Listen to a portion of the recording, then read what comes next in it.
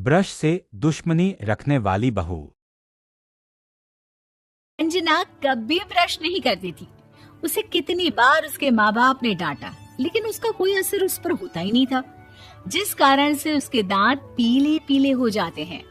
शादी के बाद अरे बहू, वैसे तो तुझ में कोई कमी नहीं है, पर तेरे दांत दांत इतने पीले कैसे हैं बेटा? कैसे मतलब? कोई सर्जरी थोड़ी ना कराई है। वो तो क्या नाम, मैं ब्रश नहीं करती थी तो पीले हो गए। अब क्या करूं?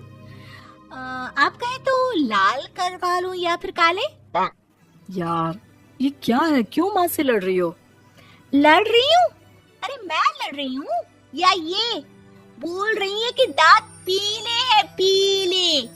अरे तपस्या थोड़ी ना की है इन्हें पीले करने के लिए। बकायदा ब्रश नहीं किया है 20 साल तक, तब जाकर। छी, कैसी बात कर रही हो? ये उस वक्त तो पीले नहीं थे जब हम लोग तुम्हें देखने आए थे। अरे तब साफ करवा लिया होगा डेंटिस्ट के पास जाकर। अब देखो कैसे पीले पीले लग रहे हैं। रंजना सास की तरफ गुस्से से देखती है। फिर शुरू हो गई पीले पीले पीले। अरे पीले तो तब भी थे जब मेरे हाथ का रसगुल्ला उड़ा उड़ा कर खा रही थी और बोल रही थी, लड़की नहीं गुणों का खजाना दे रहे भाई साहब आप। खैर, अब वो लोग करते भी तो क्या करते, पीले दांत वाली बहू पल्ले पड़ी थी तो झेलना तो था ही। एक दिन कीर्तन में रंजना गाना गा रही थी। अरे कमला बहन, माँ का द्वार है, यहाँ तो सब शुद्ध होकर आते हैं, फिर अपनी बहू को ब्रश भी नहीं करवाती तुम। दूर से पीले पीले दांत भक्ति में बाधा उत्पन्न कर रहे हैं। अरे कोई 2 साल के बच्चे थोड़ी ना लेकर आई हूँ मैं बहू बनाकर। अच्छी खासी लड़की है, अरे कैसे करवाऊं ब्रश? ये तो उसे खुद करना चाहिए ना। अब माँ बाप तो इसके जैसे तैसे निपटा दिए, ये नहीं सोचा कि सास कैसे संभालेगी। सास बहू को लेकर घर आ जाती है, लेकिन सोच लेती है कि अब इसे लेकर कहीं नहीं जाएगी। अगले रोज बहू कहती है, अरे क्या हो गया, मंदिर नहीं जाना क्या? कीर्तन का वक्त हो रहा है। मेरी मधुर वाणी से कान्हा जी जागते हैं और सोते हैं। आप तो जानती है ना उनकी भक्ति में कितना मन लगता है मेरा। वो क्या है ना, तबीयत ठीक नहीं लग रही है मेरी, आराम करूंगी मैं। तबीयत ठीक नहीं लग रही? अभी तो मिथुन के गाने पर नाच रही थी आप, और अब बोल रही है कि तबीयत ठीक नहीं लग रही।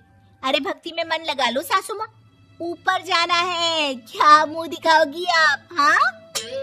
सास को बहू की बात पर गुस्सा आ जाता है। मैं क्या मुंह दिखाऊंगी, इसकी चिंता तो ना कर, समझी? अपने मुंह की चिंता कर, जो ये पीले पीले दांत लेकर हर जगह पहुंच जाती है। पता है लोग कितना मजाक बनाते हैं। ना जी ना, मैं नहीं जाना कहीं तेरे साथ। तो ये बात है। कोई ना, मत जाओ, मैं अपने कमरे में ही बैठकर भक्ति कर लूंगी। ऊपर वाला दांत थोड़ी ना देखता है, मन देखता है, भावना देखता है। और अरे बस बस, तू सब कुछ दिखा, बस ये सफेद चमकदार दांत ना दिखाना किसी को, है? जा यहाँ से।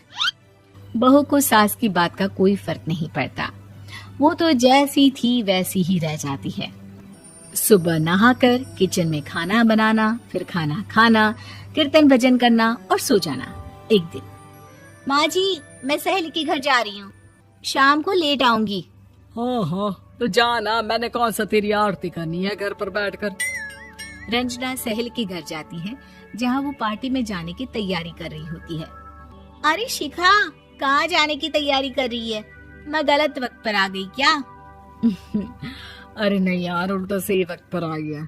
मैंने ये साड़ी और ज्वेलरी निकाली है यार, शाम को इनके ऑफिस की एक पार्टी में जाना है। बताना कैसा लग रहा है ये सब?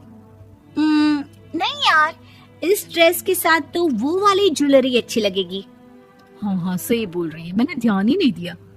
वैसे तो हमेशा से मस्त फैशन सेंस रखती है। तो बड़ा जाती होगी ना पति के साथ पार्टी में। रंजना कुछ नहीं बोलती, बस सोचती है कि यार काश ये बात सही हो जाती, पर मैं क्यों नहीं जाती पार्टी में? क्या इन लोगों की कोई पार्टी होती नहीं होगी? रंजना घर आती है और रात में पति से सवाल करती है, एक बात बताइए, आप मुझे किसी पार्टी में क्यों नहीं ले जाते?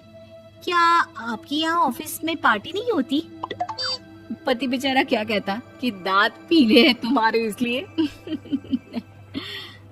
अरे कोई पार्टी होती नहीं हम लोगों के ऑफिस में, तो कहाँ से लेकर जाऊं? और मार्केट, मॉल, कहीं वीकेंड घूमना, कहीं तो। अरे यार सारे हफ्ते में एक छुट्टी मिलती है, तो सोचता हूँ कि आराम ही कर लूं। क्यों? रंजना मन मार के रह जाती है। पहले कभी सास के साथ मंदिर जाया करती थी, लेकिन वो भी सास ने ले जाना बंद कर दिया। घर बैठी बैठी रंजना बोर हो जाती है। तभी उसे आइडिया आता है और वो मायके जाने का सोचती है। सासू माँ, 2 दिनों के लिए मम्मी के घर जा रही हूँ। अच्छा ठीक है, आराम से जा। और हाँ, माँ से कुछ अच्छी आदत सीख कर आना कि कैसे शरीर के हर भाग की तरह दांतों की सफाई भी जरूरी होती है, समझी? शुरू हो गई ना आप। वो लोग आपकी तरह नहीं है कि छोटी छोटी बात का बतंगड़ बना दे। उन लोगों के लिए मैं मायने रखती हूँ, ना कि मेरे पीले पीले दांत।